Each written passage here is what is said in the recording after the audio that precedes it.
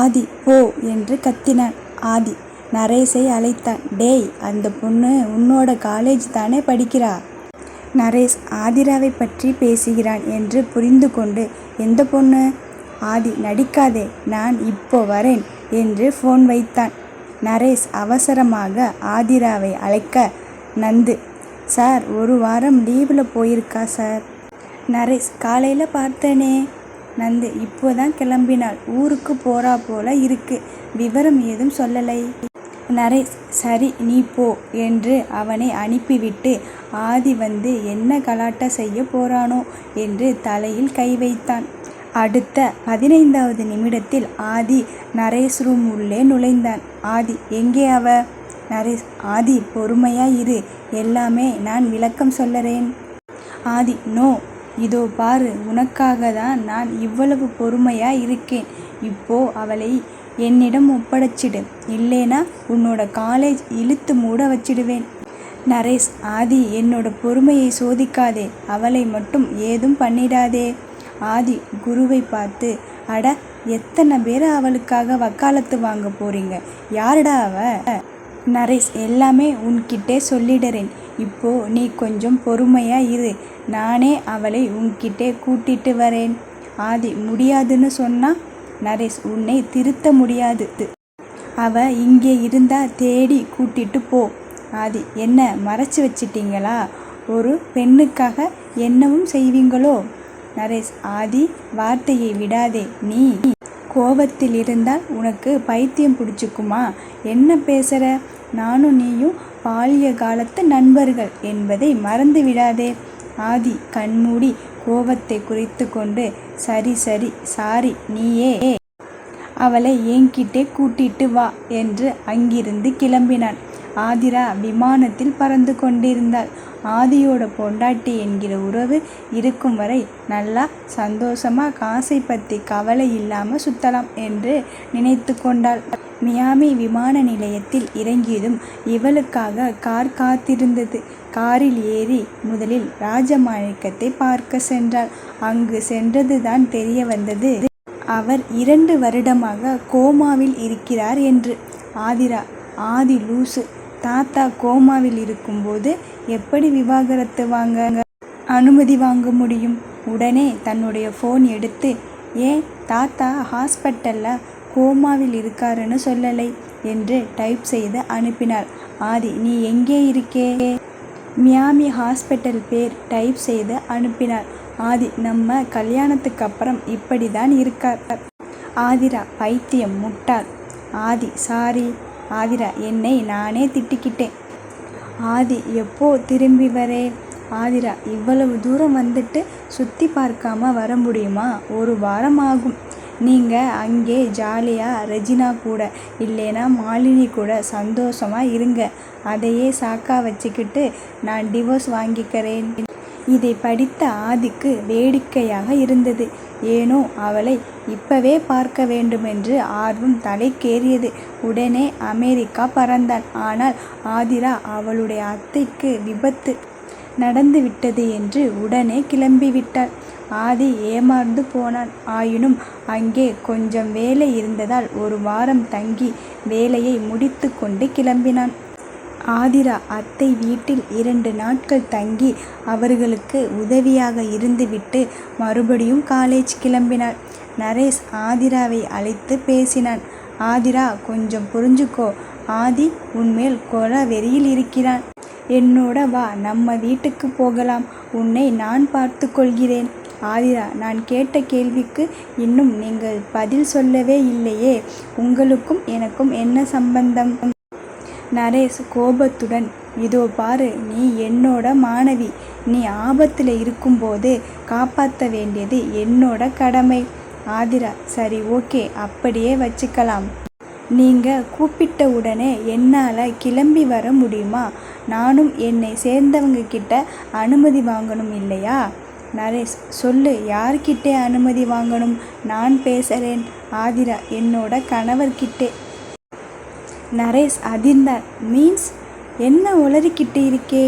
ஆதிரா உண்மைதான் சார். நரேஷ் உனக்கு கல்யாணம் ஆகிடுச்சா? யார் உன்னோட கணவர்?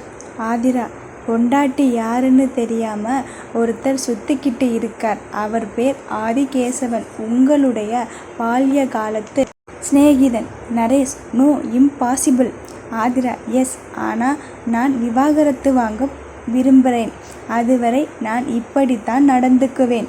நீங்க என்னை பத்தி அவர்கிட்ட சொல்லக்கூடாது.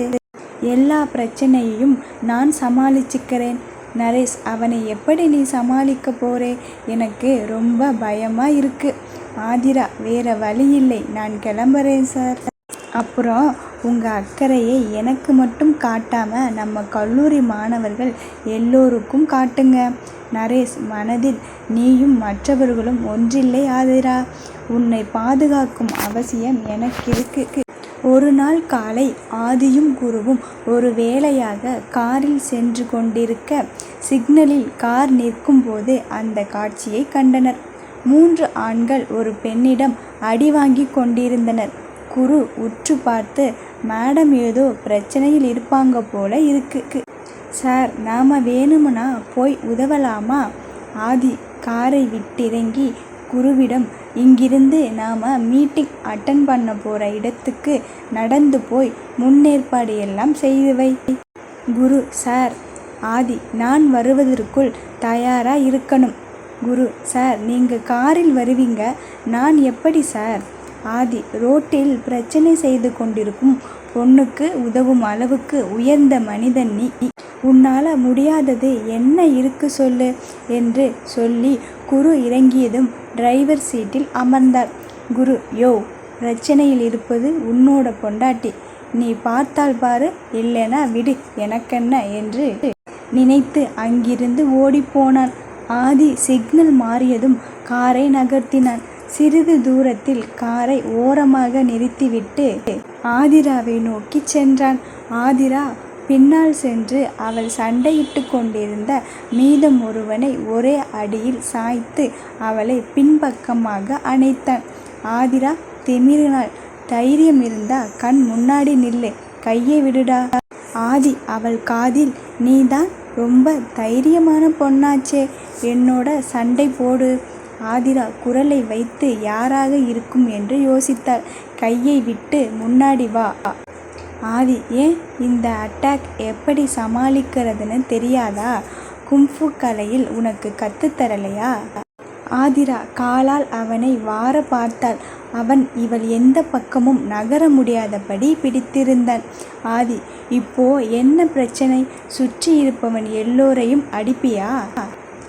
ஆதிரா ஓரளவுக்கு தன்னை பிடித்திருப்பது ஆதிதான் என்று முடிவுக்கு வந்திருந்தாள்.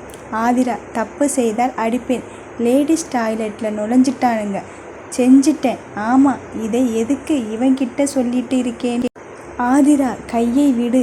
உனக்கு என்ன வேணும் சொல்லு. ஆதி ஆர்வம் மிகுதியால், உன்னோட புருஷன் யாரு?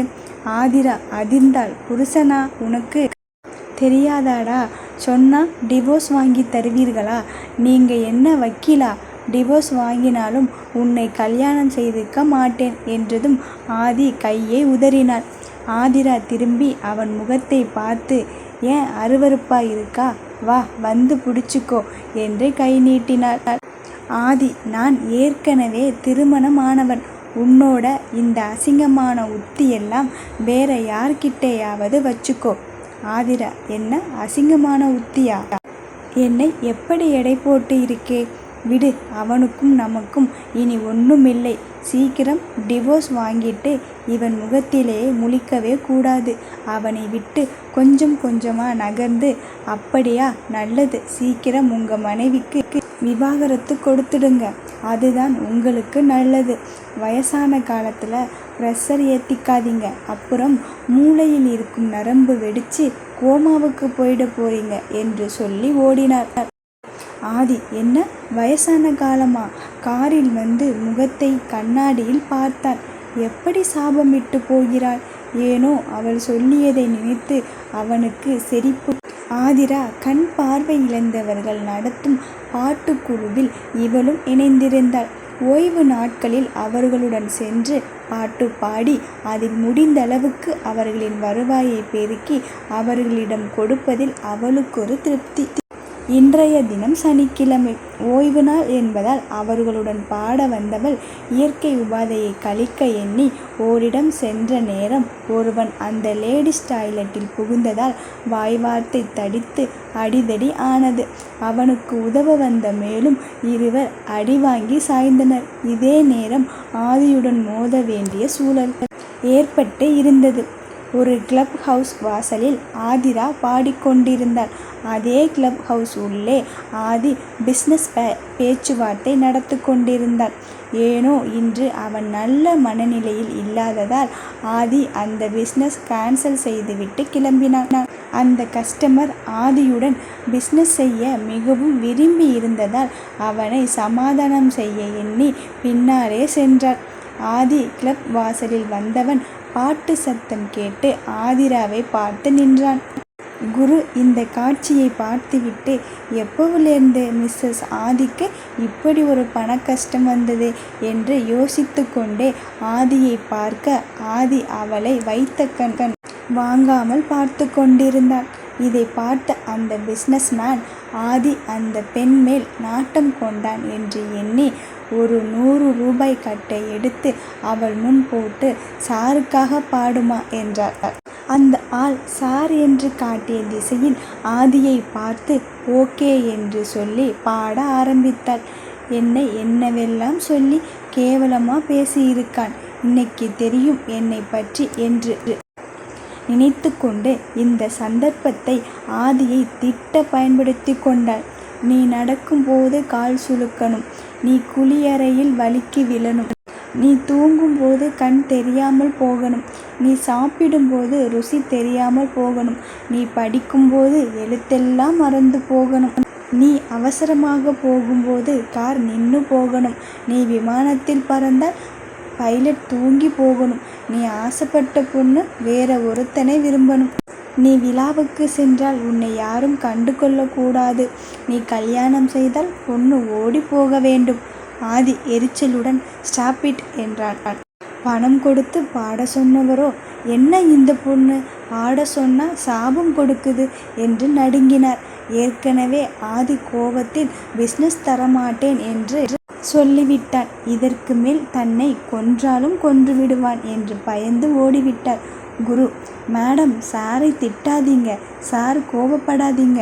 ஆதி கோபத்தின் விளிம்பில் இருந்தான். குருவை பார்த்து இவ சாபம் கொடுக்கிறது எல்லாம் நடக்கணும்னு நீயும் வேண்டிக்குவியா காட்ஸ் என்று கத்தினான். அவனை சுற்றி ஆட்கள் வந்து நிற்க குழி நோண்டி அவளை உயிரோட புதைச்சிடுங்க என்றான். அந்த ஆட்கள் ஏற்கனவே ஆதிராவிடம் அடி வாங்கி இருப்பதால் கவனமாக அவளை நெருங்கினர். குரு ஆதியிடம் சார் விட்டுடுங்க சார், அவங்க யாருன்னு உங்களுக்கு தெரியலையா? ஆதி யாரு? குரு நான் கொடுத்த ஃபைல் நீங்கள் இன்னும் படிக்கலைன்னு தெரியுது. அவங்க பேரு ஆதிரை செல்வி, உங்கள் மனைவி.